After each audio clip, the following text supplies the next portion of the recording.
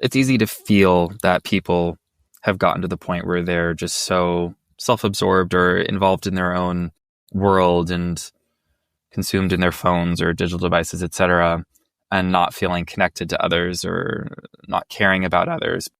I don't think that that's the case. I think a lot of people are seeking genuine connection with others and care about creating connections now even more than ever. I think there's starting to become a little bit more of a paradigm shift there. Hey, I'm Sean Devlin, and you're entering A World Gone Good.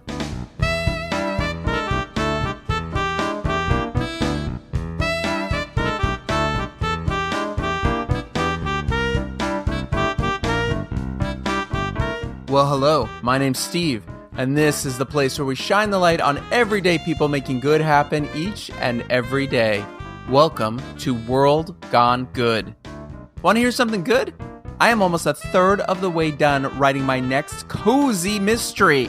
That's right, the holidays are upon us, and 'tis the season for murder. I should have said ... and then said for murder. You get me. Have you gotten the first 2 books in my series, The Dog Walking Detectives? Visit Barnes & Noble or Amazon sites and type in Drowntown for the first one and Murder Unmasked for the second one. I promise you a fun, funny, twisted, good ride. Catch up before the next one arrives. And as always, I say thank you for your support.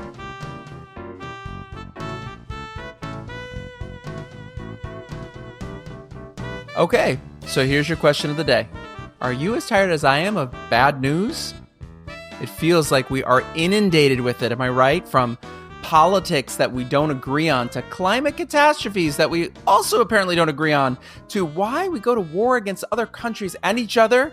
Yet again, can't seem to agree on that either. Has society really become this negative and divisive? Yeah, that's right. The guy from World Gone Good is asking you if the world feels good enough to you lately. More specifically, why aren't we just being nice? My guest today seems to have wondered the exact same thing. Sean Devlin is the creator and curator of Nice News, the daily news site and email blast where he spreads the positive things happening all around us to Nice News's almost 1 million subscribers. How nice does that sound?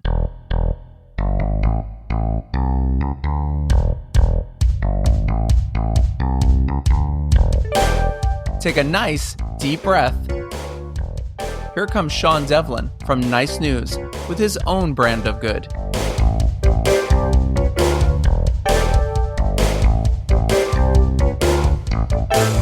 Today, we're going to break our rule, a rule that I set up a while ago, which is I once said more than once on this show, we're good, we're not always nice.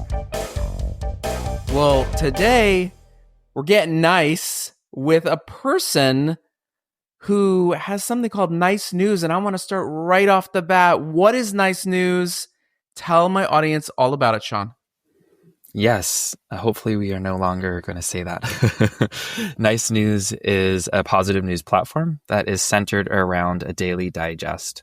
So we send a daily newsletter that focuses on only positive news, covers a variety of topics, everything from health to the environment to culture, human interest stories, science. And our goal is to really create a safe space to engage with uplifting content every single morning. Where did it start? When did it start? It started almost exactly 3 years ago. And I had been working in the email publishing space at that point for around 5 years.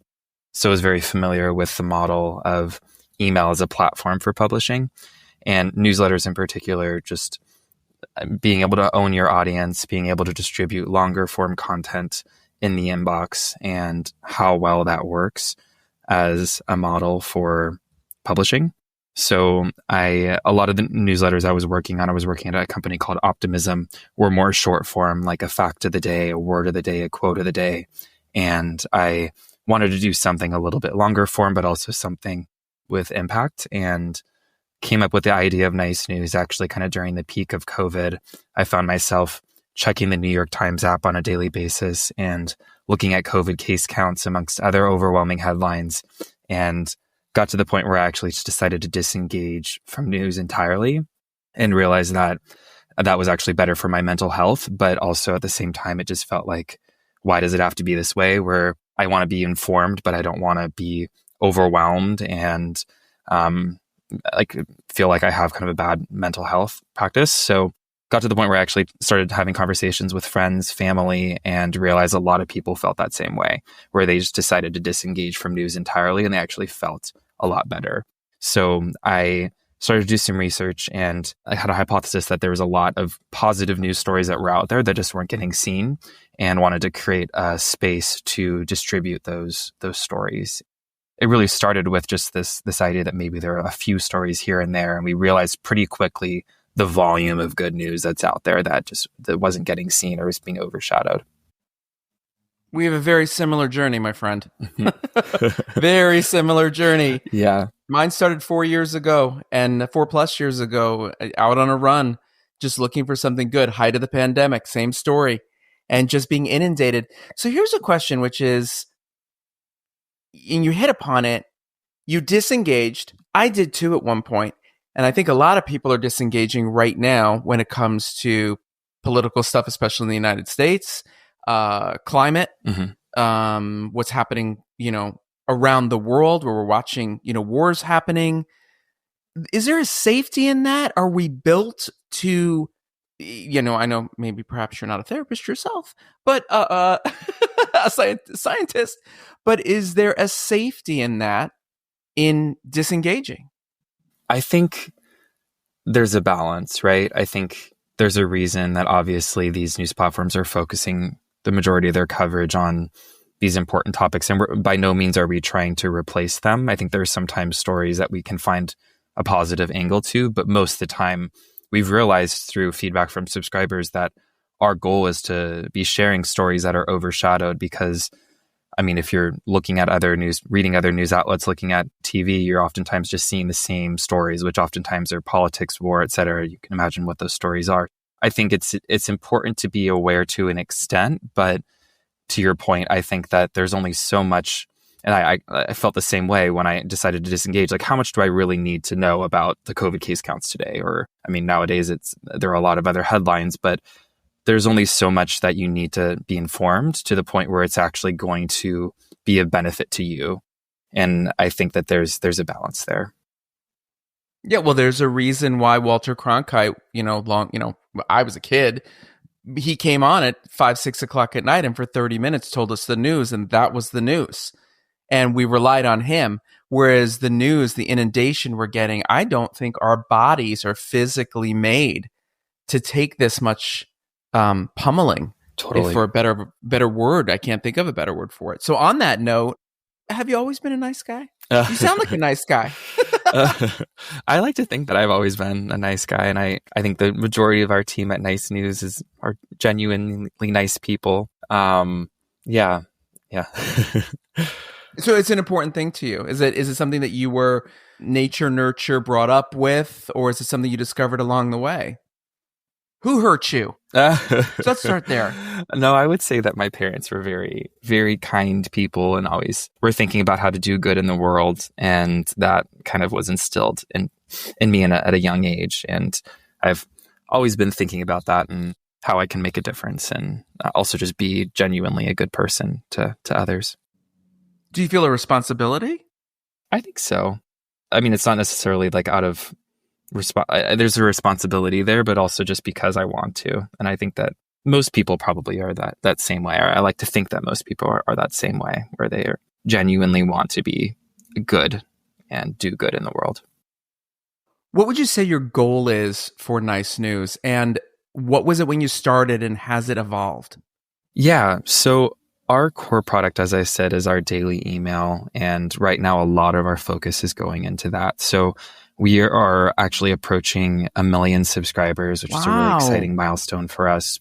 I think that honestly, we can take that a lot further. I think we can get into the multiple millions, and our goal is to continue to scale. And the model's just been working really well for us, and we've been getting really positive feedback. It's obviously continuing to scale through a variety of growth efforts, but also through our subscribers sharing with friends and family. A lot of our focus is going there, but I do want us to be seen as a full-fledged news platform. And I think in our initial market research, we noticed that like the greater majority of people were not familiar with any positive news platform. And I think that our hope is that that can change and that people know that Nice News is out there and that we're a space for people to receive relevant, uplifting, positive news. It's so sad, isn't it? That's what we've become. Mm-hmm. Yeah. I mean, only like 13% of our, in our initial survey, were familiar with Upworthy, which was the well-known one. And then after that, it was like maybe 3% or something for Good News Network. So, and I think that Upworthy's had their own struggles with obviously a lot of focus on social and beholden to algorithms. So we still have some focus on social as well, but we want to, of course, have more presence on web and then maybe even move beyond web as well. So continuing to scale the volume of content that we're producing and good news reporting that we're doing too. So I launched, 2025 along with a lot of other people. And I decided that our focus for this year would be a lot of things, but specifically one word, and the word is community. And I want to ask you, what does community mean to you? Community is really important to us at Nice News. And it's interesting because we see our subscriber base as a community, even though they don't have the ability to obviously engage directly with each other. But we try to have a very conversational tone in the Nice News Digest that we distribute to them every morning, and also put our editorial team in the forefront of what we're producing. So every day we have our editorial team referenced, or whoever wrote that edition referenced within the footer. We oftentimes will include an illustration and a note from them in every Sunday edition we do at the beginning. Sometimes we'll reference it in the intro text. And then we also have curated recommendations from our team. So we want, as a subscriber, for you to feel connected to our editorial team and why we're producing Nice News every single day. Beyond that, we have kind of plans for the future to create Nice News Book Club, where we have the opportunity for people to actually maybe engage with each other and attend virtual events. Right now, our core focus is our daily digest and kind of creating a community through that. But I think that we can kind of move it a step further beyond that and make people feel a greater sense of community. Was there a spark story for you in the very beginning? Was there something that you saw that gelled, a specific story you wanted to share? Honestly, I think it was less so a story that was positive news and more so feeling overwhelmed with other stories that were negative. I think it was also just the fact that everything felt very political. And I think that most of your listeners would probably agree that it's right now it feels more divisive and oftentimes more negative than it has in the past with news coverage and just in general in the media landscape. And I think that it wasn't any particular story. It was just that as a whole that has resulted in me feeling like this was something that was needed personally, but also clearly for others as well. There's got to be some sort of expectation at times with being nice. Mm-hmm. I know people with me with this podcast have an idea that, oh, Steve's not a goody-goody, or like Steve's trying to save the world, or Steve, it's the same thing. I'm just trying to put the energy out there and give people a platform to reflect back on. And so I ask you that question is, do you have your own expectations when it comes to your own being a nice person? And does that follow through into what you all are doing at Nice News? I'd like to think that our entire team, we are just genuinely nice people regardless. And we try to both instill that, but also just, I mean, we hire for that and make sure that people feel very aligned with our mission at Nice News. And I think optimism is really important, where our mission at Nice News is to provide obviously positive news to people, but ultimately filter people's perspectives through a lens of optimism. And I think solutions are kind of created from that space rather than feeling overwhelmed and pessimistic about the world. So I think it's less about like an expectation of, and there is that expectation likely out there of being genuinely nice, but also it being kind of ingrained within us and wanting to embody the values and just be a nice person regardless. And then kind of how that translates into everything that we do. Now, do you all have sponsors, or are you subscription based? So we have sponsors. The greater majority of our revenue is generated both in the inbox and through sponsorships with brands. So we have a variety of brands that we've worked with, and how it works is our daily digest is about a 5-minute read. And we have a few different placements, but the primary sponsorship is after the first featured story, and we'll do a write-up on a brand, and we'll include their logo at the top of the email as well. And our goal is to really align ourselves with products that our audience is interested in, good for the world, and ultimately our sponsors have seen great conversions because of that alignment as well. And in the beginning or now, you're going out to them, or did you start having the wave come to you? It's a bit of both. So I was actually managing a lot of our sales and partnerships last year through June. And then we brought on board a director of partnerships, Kenny, who's been killing it. It's a bit of both. So we'll do outreach to brands that we think are going to be a great fit. And then sometimes they'll come to us too and are familiar with us and want to advertise. Yeah, I feel like you and I are about to have a branding happening right now. Also, I feel like I should be looking at positions and see what I could come work for you guys. Oh my gosh, please do. Well, we're thinking about doing a podcast, so I will definitely be picking. Oh, there we go. Yeah. Okay, call me up. I just launched. My company just launched through $1 Million Vegan a brand new podcast called Raising Gen V. I've plugged it on here a few times, and I produced and edited the first 10 episodes of season 1 for them. And that's up and going. So I'll send you a link to that so you can see all the fabulous things I'm able to do. I love it. I can make happen. And I'm only slightly argumentative. Like I rarely throw things, but no, I'm kidding. We just won't do that on ours. We'll have to. Yeah, no, that's not going to happen. We talk a lot on here about change, and we were just talking about it too. I think that there's been such a deluge of change happening in the last 10 years. A lot of it politically motivated, yes, but a lot of it just because society has to change and evolve. What is your observation on that? And do you think we're losing our ability to be kind and be nice and be, again, a community? I don't think so. I think it's easy to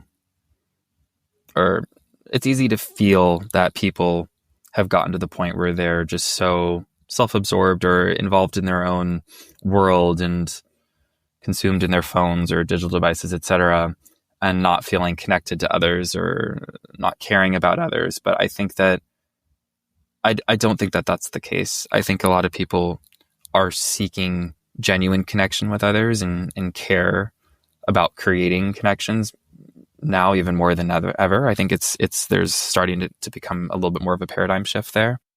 In terms of change, I think people are, I see young people as being more open to change, and I'm hopeful that will kind of continue as a trend. But yeah, I'm curious if there's something in particular that you've noticed that's resulted in that viewpoint. Oh, it's just been interesting to me because it's like I walk out my front door and I have neighbors who smile and are happy, and I just there's an older lady named Nancy who lives 2 blocks from me, and she always stops by the yard and hangs out and talks to me at length, and that energy, there's no strife between us. We're not looking at each other when we walk out the door and start screaming, the climate change isn't happening. We're connecting and we're talking like real normal people. And like, that's some of my favorite things. My favorite things in the world are what we're doing right now. I call this like a cup of coffee conversation. I love when I go to the coffee shop, and I have several here in town that I go to.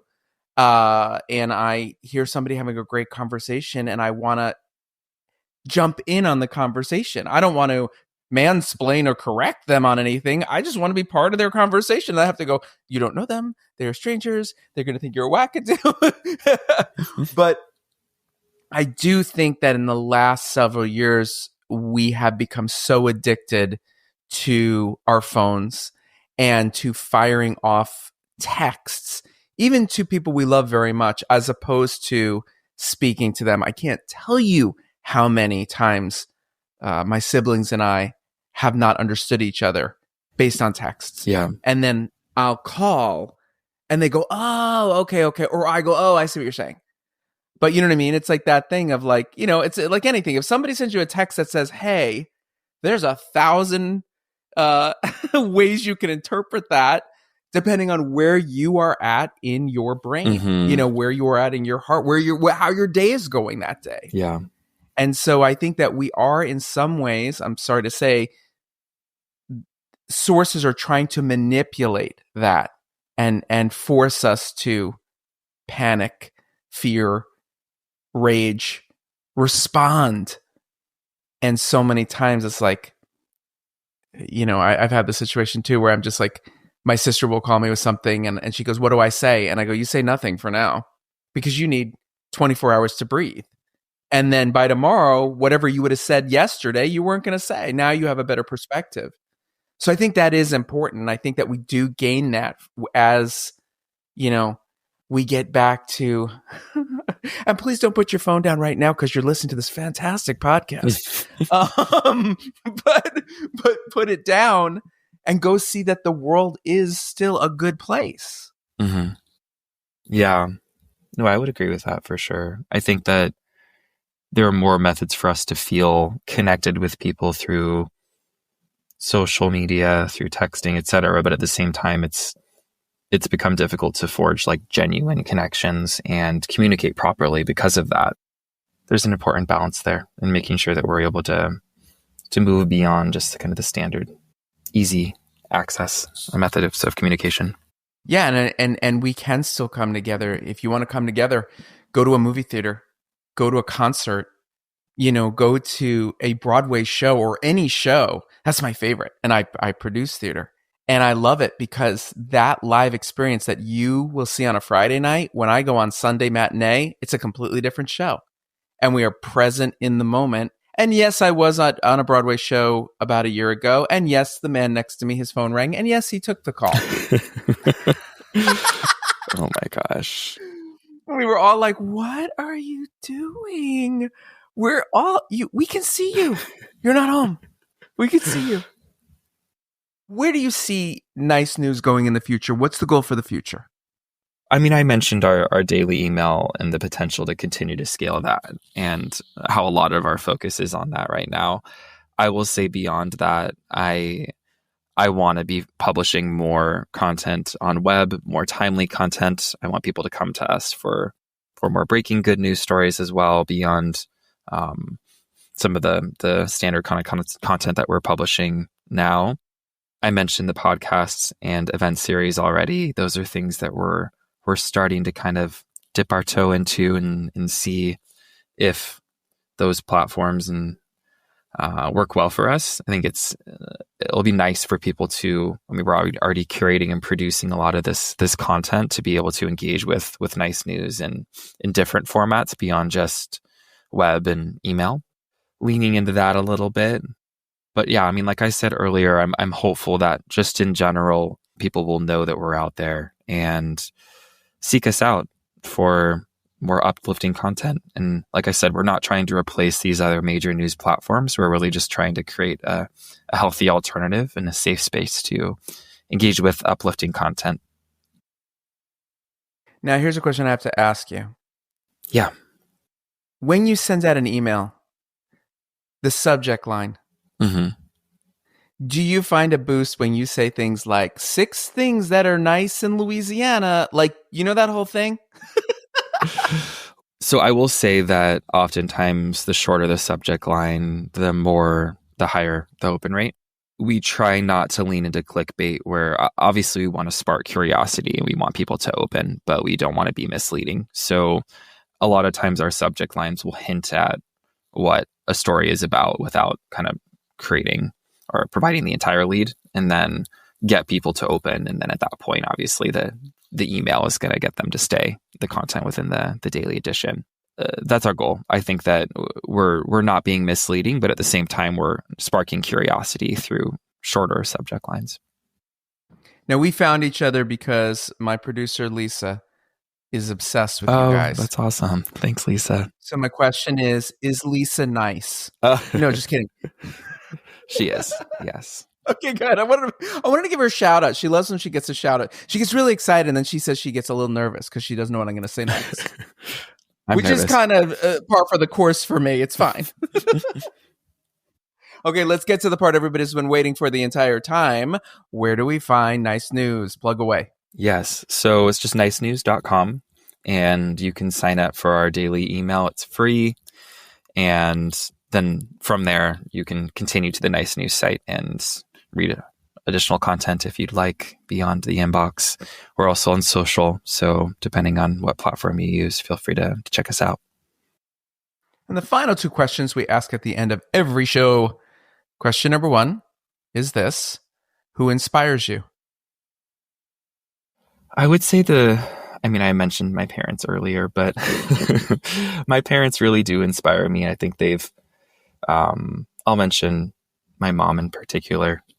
She has instilled in me a work ethic that I've brought into my work at Nice News, and just this desire to not take anything lightly. I think that I see a major opportunity. We've been able to scale this already, but I have high hopes for the impact that we can create through this. And I think that my family in particular, my mom, has helped kind of me realize that I shouldn't waste the potential here. And I want to be able to put my all into it in order to look back and feel like I did the most that I could to make something successful here and create as much impact as possible. And the final question is not a question at all. It's a statement to finish. Finish it any way you like. Can go back to anything we've talked about or anything you want to say. Goes like this: tell me something good. Something good. I would say I like to think that people are inherently good and that we want what's good for ourselves and for others, and genuinely people care. I think that's a good thing. I think that it's easy to feel like the world has it out for you or people don't care, but I think in general, the average individual really would care about you, even if they didn't get a chance to know you. I think that people are genuinely good.